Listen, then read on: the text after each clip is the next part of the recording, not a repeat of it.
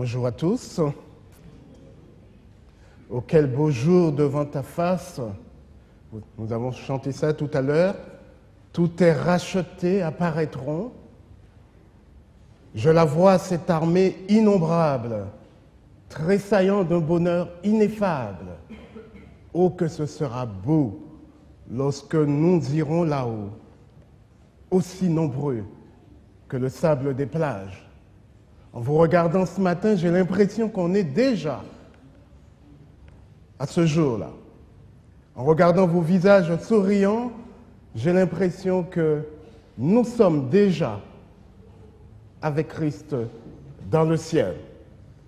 Nous sommes aujourd'hui le 31 décembre 2011. Je ne vous apprends rien.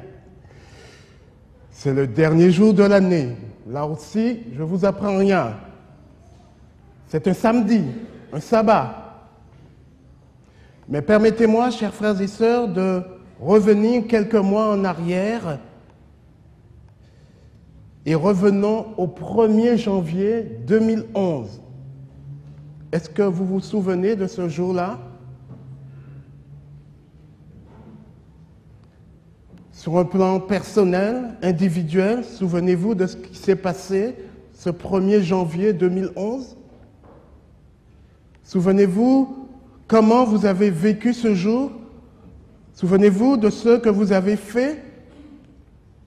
Je vous rappelle, chers frères et sœurs, que le 1er janvier 2011, c'était un samedi, un sabbat. Et oui, nous avions commencé l'année par un jour de sabbat. Et je me suis laissé à penser que tous les adventistes du monde entier étaient très euphoriques.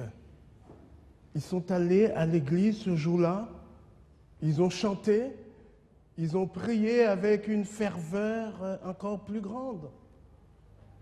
Ils ont pris de nouvelles résolutions pour l'année nouvelle. Comme eux aussi, nous ici à l'église de Neuilly, nous nous sommes fixés de nouveaux objectifs. On s'est réunis dans nos maisons, peut-être dans des groupes, pour présenter nos témoignages.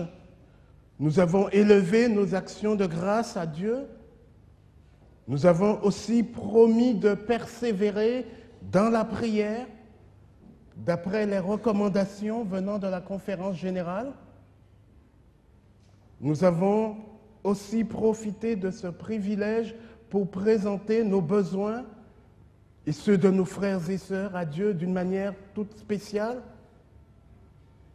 Nous avons souhaité une bonne et heureuse année à nos frères et sœurs, à nos familles, en espérant que le retour du Christ sera pour cette année. Rassurez-moi, chers frères et sœurs, je n'exagère pas. Bref, mais depuis ce 1er janvier 2011, 365 jours exactement se sont écoulés. Nous avons aussi vécu 52 sabbats et aujourd'hui c'est le 53e. Dans quelques heures, l'année 2011 va laisser sa place à une nouvelle année. Et la question qui me vient à l'esprit, que reste-t-il ou que restera-t-il de l'année 2011? Il me vient aussi à l'esprit les paroles prononcées par le prophète Ésaïe dans le 57e chapitre de son livre, au verset 8. Il dit la chose suivante: « Tu mets ton souvenir derrière la porte et les poteaux. » Pour l'année 2011, nos souvenirs sont-ils derrière la porte et les poteaux? En d'autres termes, on ne se souvient peut-être nullement de ce qui s'est passé ce 1er janvier 2011. Il y a quelques instants, Alexandre nous a lu les 4 premiers versets de ce que je considère comme l'un des plus beaux passages de l'Évangile. Ce texte de l'Évangile de Jean au chapitre 17, cette prière de Jésus dénommée prière sacerdotale par un exégète luthérien du XVIe siècle, est vraiment quelque chose, est vraiment un passage unique dans les évangiles. Chers frères et sœurs, en lisant ce texte, comment ne pas être émerveillé, comment ne pas être interpellé en pénétrant les pensées qui sont exprimées. Et je me suis demandé comment présenter un passage d'une telle intensité spirituelle. Une prière qui se prête plus à la méditation qu'à une explication littérale. J'ai pris le risque ce matin. En écoutant Jésus parler à son Père, nous sommes obligés de constater qu'il est absorbé par une contemplation intérieure qui remplit tout son être. Et maintenant, je vous invite ce matin à écouter un homme qui parle avec son cœur, un homme qui parle à notre cœur. Je vous invite à prendre vos Bibles, si ce n'est déjà fait. Et prenons ce texte de Jean au chapitre 17.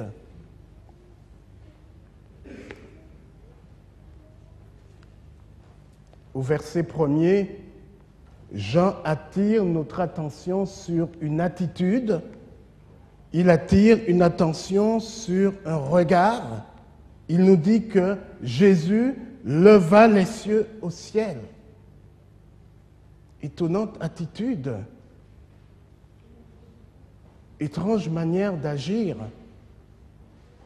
Dans un entretien avec ses disciples qui durera certainement 3 heures, cet entretien commence au chapitre 14 de l'évangile de Jean. Jésus invite maintenant ses disciples à la prière.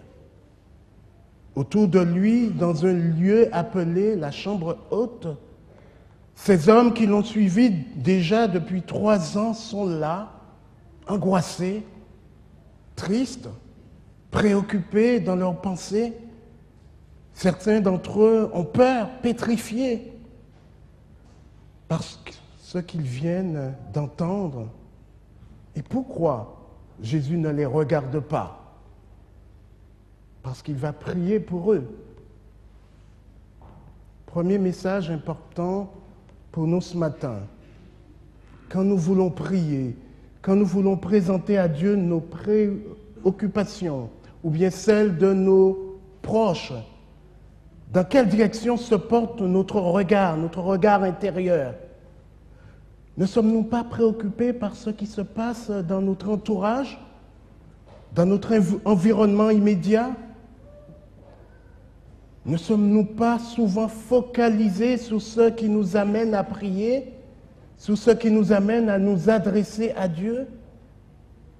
Ici, Jésus porte son regard vers le ciel, vers son Père. Et par cette attitude, loin de lui de se désintéresser de ses proches, de ses disciples, il va très humblement les introduire dans le tout proche voisinage de son Père. La principale finalité de la prière, chers frères et sœurs, c'est la communication avec Dieu. Toute cette communication, faute de cette communication, la prière n'est rien d'autre qu'une formule rituelle. Après cette attitude, après ce premier regard vers le ciel, et là nous attendons les premiers mots, les premières paroles. Regardons le texte. Père, l'heure est venue. Et là encore, nous sommes étonnés par une telle phrase. Père, l'heure est venue. Point. Cette phrase est péremptoire. Imaginons, frères et sœurs, qu'après avoir prononcé cette phrase, Jésus s'arrête, se lève et fait la chose suivante, ce que nous lisons au chapitre 18, juste le chapitre d'après, au verset 1er. Lorsqu'il eut dit cette phrase, ces paroles, Jésus alla avec ses disciples de l'autre côté du torrent de Cédron, où se trouvait un jardin dans lequel il entra, lui et ses disciples. Nous connaissons bien ce chapitre 17 de l'évangile de Jean, mais essayons pendant quelques secondes, volontairement, d'occulter tout ce qui est dit après cette phrase « Père, l'heure est venue ». Et essayons d'oublier ce qui est dit dans les 25 autres versets. Et allons au chapitre 18, verset 1er. Et certainement, nous allons dire que Jésus est en train de dire « L'heure est venue pour lui d'être arrêté par les soldats ». On peut aussi penser qu'il peut dire par là que l'heure est venue pour lui de mourir sur la croix. Mais au risque de vous surprendre, à aucun moment dans les 25 autres versets du chapitre 17, Jésus fait mention de son arrestation.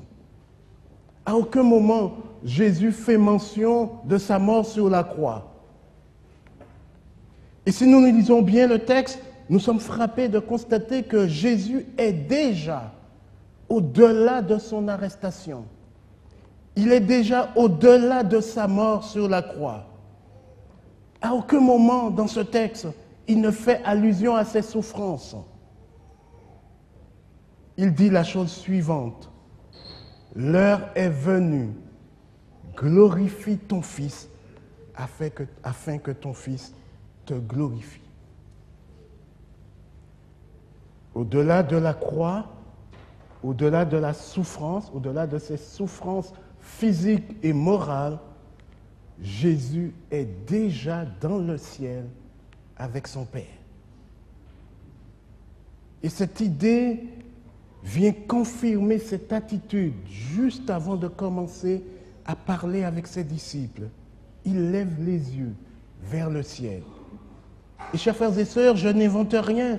Si nous lisons le verset 11 du chapitre 17, Jésus dit la chose suivante. Je ne suis plus dans le monde. Alors qu'il est là avec ses disciples, dans sa pensée, il est déjà dans le ciel avec son Père. Un autre message essentiel pour nous en ce dernier jour de l'année, où nous allons certainement refaire la même chose que j'ai cité il y a quelques instants, ce qui s'est passé le premier jour de cette année 2011. Et Jésus va nous demander deux choses à travers ces paroles. Premièrement, il nous demande de regarder vers le ciel. Bien que nous sommes dans le monde, Jésus nous demande d'entrer en communion personnelle avec Dieu à travers sa personne et que nos motivations pour nous adresser à Dieu en ce dernier jour de l'année ne soient pas ce qui se passe dans notre environnement immédiat. Que nous sachions voir au-delà de nos préoccupations quotidiennes, au-delà de nos échecs, au-delà des choses qui sont tout à fait peut-être légitimes. Et en second lieu, Jésus nous demande d'entrer dans la temporalité de Dieu. Quel sens donnons-nous aujourd'hui à l'expression « l'heure est venue » ? Ne prend-elle pas souvent le sens apocalyptique ? Parce que nous nous laissons influencer par ce qui se passe dans notre monde. Chers frères et sœurs, avez-vous lu les différents articles qui sont dans vos journées ces derniers jours? Je les cite en vrac. 2012, Apocalypse. 2012, la crise est inéluctable. 2012, le chaos est attendu. Apocalypse. Et je lis, 21 décembre 2012, tout doit disparaître. Est-ce que ces titres vous motivent pour vous mettre à genoux? Jésus veut que nous entrons dans la temporalité de Dieu, ayant le regard tourné vers le ciel. en disant à son Père que l'heure est venue, Jésus va entrer dans la temporalité de Dieu et il invite ses disciples à le faire. Et aujourd'hui, il nous invite aussi à le faire. Et dans ce passage, très humblement, il va annoncer à son Père, tout simplement, l'heure est venue de faire le point. L'heure est venue de faire le bilan. C'est aussi simple que ça. L'heure est venue de te présenter mon bilan, non seulement de 3 ans de ministère à temps plein, mais aussi le bilan de 33 ans passés dans ce monde. Et si nous regardons le texte, tout d'abord, Jésus va expliciter très simplement ce pourquoi il était venu dans le monde. Il définit l'objectif au verset 2 et au verset 3. Père, tu m'as envoyé pour accorder la vie éternelle au monde, parce que l'objectif, c'est que ce monde te connaîtra le seul vrai Dieu et celui que tu as envoyé, en l'occurrence, moi. Et tout de suite, Jésus va affirmer que l'objectif a été atteint. Je t'ai glorifié sur la terre et j'ai accompli l'œuvre que tu m'as donnée à faire. Quel beau message!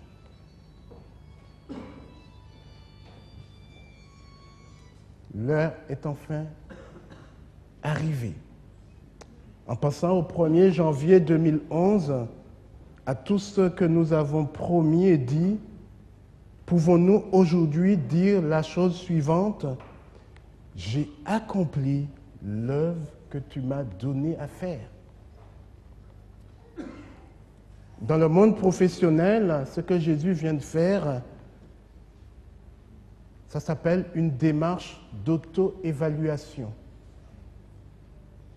Permettez-moi de vous raconter une petite expérience. Chaque mois, chaque année, au mois de septembre, je reçois de la part de mon employeur une fiche appelée fiche d'auto-évaluation. Et à partir de là, j'ai à peu près 1 mois pour remplir cette fiche.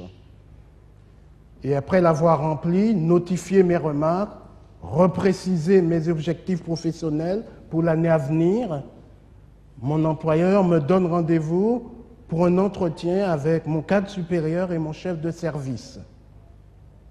Et ils me font part de leur appréciation et après ils me donnent une note. Permettez-moi de vous dire brièvement les 7 critères sur lesquels porte cette auto-évaluation. Tenue et ponctualité, connaissance professionnelle, application dans l'exécution du travail donné, esprit d'initiative et implication dans le travail, aptitude psychologique à l'exercice de la fonction, sens du travail en commun et en groupe, et pour finir, comportement relationnel.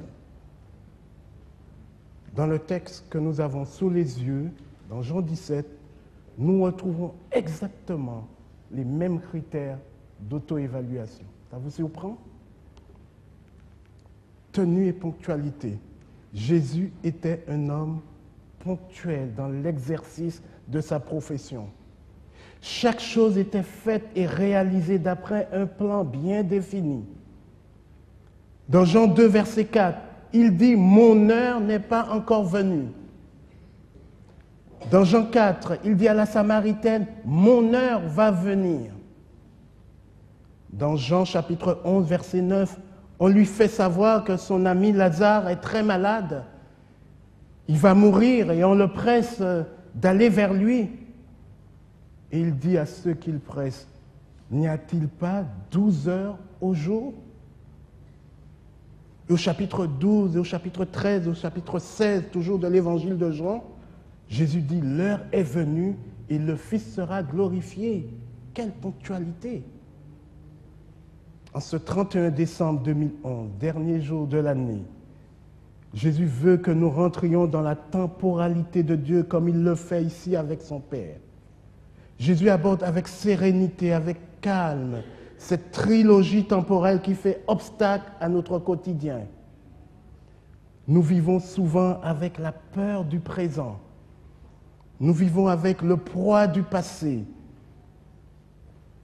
Et nous vivons avec l'incertitude de l'avenir. Jésus avait une connaissance professionnelle exemplaire et une application remarquable dans l'exécution de son travail. Regardons le texte, le verset 6.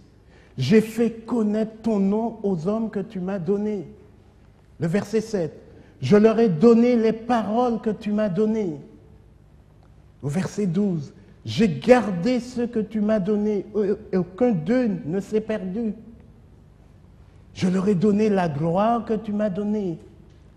Je leur ai fait connaître ton nom. Et là, ici, est exprimé l'esprit d'initiative. Je leur ferai connaître ma parole. Jésus avait le sens du travail en commun et en équipe. Et son désir d'unité est sans faille à travers cette prière. Le verset 19. Je me sanctifie moi-même pour eux, afin qu'ils soient un, comme nous sommes un, moi en eux et toi en moi, afin qu'ils soient parfaitement un. J'appelle cela un bilan professionnel chrétien, peut-être un bilan professionnel adventiste. Le Seigneur nous invite en ce 31 décembre 2011, dernier jour de l'année, à revoir ou à reconsidérer notre bilan professionnel. Pour ce faire, je vous invite à considérer brièvement le verset 11 de ce chapitre 17.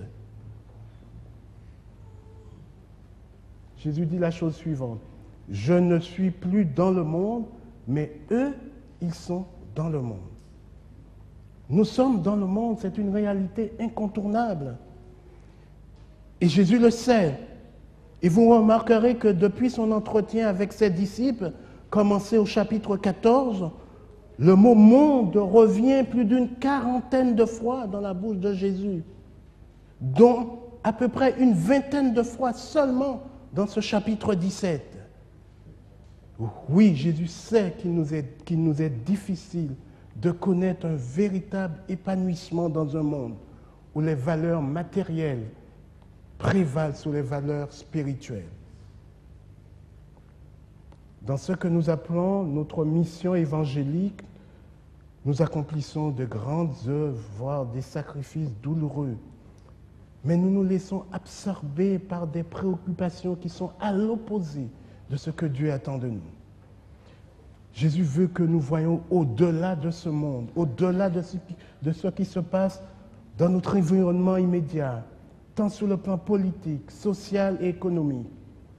Jésus veut parfois que nous regardions au-delà de nos maladies physiques, au-delà de nos souffrances morales et physiques, même si c'est légitime.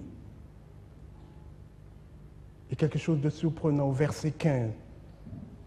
Jésus, dans sa prière, nous étonne encore une fois de plus. Je ne te prie pas de les ôter du monde. On a envie de sortir de ce monde. Évoquons deux raisons pour lesquelles Jésus fait cette recommandation à son Père. La première, nous le trouvons dans Matthieu 5, le verset 13. Jésus dit, « Vous êtes le sel de la terre. Père, je te prie de ne pas les ôter du monde parce qu'ils sont le sel au milieu du monde. » Qu'est-ce que ça veut dire? Et dans Lévitique chapitre 2, verset 13, nous comprenons vraiment ce que Jésus veut dire quand il dit que nous sommes le sel de la terre. Nous lisons ceci, Lévitique chapitre 2, verset 13, « Tu ne laisseras point ton offrande manquer de sel, car le sel, c'est le signe de l'alliance de ton Dieu. » Quel privilège d'être dans le monde et d'être le sel mêlé à ce monde. Deuxième raison, toujours dans Matthieu 5, le verset 14, Jésus dit, « Vous êtes la lumière du monde. Je te prie de ne pas les ôter du monde parce qu'ils sont la lumière du monde. » Est-ce que nous mesurons toute la portée de cette affirmation énoncée par Jésus? Et le texte des Saintes Écritures, qui à mon avis nous permet vraiment de comprendre le sens de ce symbole, la lumière, est le texte de la Genèse, chapitre 1er et le verset 2. Et je me permets de paraphraser ce passage pour le placer dans le contexte de notre réflexion de ce jour. Le monde était informe et vide. Il y avait des ténèbres à la surface de l'abîme et l'Esprit de Dieu se mouvait au-dessus des eaux. Et le verset 3, Dieu dit que la lumière soit. Vous êtes la lumière du monde, le premier élément de la création de ce monde. N'est-ce pas magnifique, chers frères et sœurs? Mais ce qui est fondamental dans la prière de Jésus, et c'est le verset clé de ce chapitre 17, Jésus dit « Je ne suis plus dans le monde ». Ici aussi, une parole étonnante. Imaginez que vous avez quelqu'un que vous aimez qui est chez vous, et un jour il vous dit « Je ne suis plus chez vous, je m'en vais ». Quelle sera votre réaction? Ici, dans ce texte, cette parole de Jésus est une parole rassurante, une promesse extraordinaire. Tout simplement parce qu'à plusieurs reprises, Jésus dit, comme nous le lisons dans Jean 14, le verset 3, « Je m'en vais, ne soyez pas troublés, afin que là où je suis, vous y soyez aussi. » Vous remarquerez, chers frères et sœurs, que Jésus ne parle pas au futur. Et le verset 24 du chapitre 17 exprime très clairement cette réalité. « Père, je veux que là où je suis, ce que tu m'as donné soit aussi avec moi. » Je suis conscient, chers frères et sœurs, qu'en abordant cette réflexion, ce matin, j'ai laissé beaucoup de thèmes essentiels évoqués dans cette prière de Jésus, tels que la glorification mutuelle du Père et de son Fils, la vie éternelle obtenue par la révélation du nom divin, l'intercession émouvante de Jésus pour ses disciples, l'unité de ses disciples, etc. Mais en ce dernier jour de l'année 2011, j'ai voulu mettre l'accent sur deux réalités fondamentales. Premièrement, notre présence dans le monde et la présence du Christ au ciel. Et vous aurez compris, si Christ est au ciel, quand nous entrons dans la temporalité de Dieu, nous sommes aussi au ciel avec lui. Et là, ce n'est pas un futur, c'est un présent immédiat. Écoutez ce que Paul nous dit dans le chapitre 1er aux Éphésiens, le verset 3. « Béni soit le Dieu et le Père de notre Seigneur Jésus-Christ, qui nous a bénis de toute bénédiction spirituelle dans les lieux célestes en Jésus-Christ. » Et si vous continuez à lire ce chapitre 1er d'Éphésiens, vous allez voir tous les étrennes, tous les cadeaux que le Seigneur a pour vous pour cette année 2011. Et les cadeaux sont exprimés par le mot « en lui ». En lui nous avons la rédemption. En lui nous avons le bonheur. En ce dernier jour de l'année, nous pouvons ne penser qu'aux joyeuses célébrations, mais n'oublions pas que jusqu'ici, l'Éternel nous a secourus, je cite Samuel. C'est le moment de nous fixer à nouveau des objectifs, sans oublier que c'est par la grâce de Dieu que nous sommes parvenus là où nous sommes ce matin. En prenant de nouvelles résolutions, assurons-nous qu'elles ne partiront pas en fumée. Et au seuil de ce nouvel an, gardons-nous d'oublier les promesses divines accomplies et les bénédictions reçues tout au long de l'année qui s'achève aujourd'hui. Je termine par ce merveilleux verset de Paul aux Éphésiens. Que le Dieu de notre Seigneur Jésus-Christ vous donne un esprit de sagesse et de révélation dans sa connaissance, qu'il illumine les yeux de votre cœur pour que vous sachiez quelle est l'espérance qui s'attache à son appel, quelle est la richesse de la gloire de son héritage, qu'il réserve aux saints et quelle est envers nous qui croyons l'infinie grandeur de sa puissance, se manifestant avec efficacité par la vertu de sa force. Levons les yeux vers le ciel, car l'heure est venue, et achevons l'œuvre que Dieu nous a donné à faire. C'était ma prière pour vous ce matin.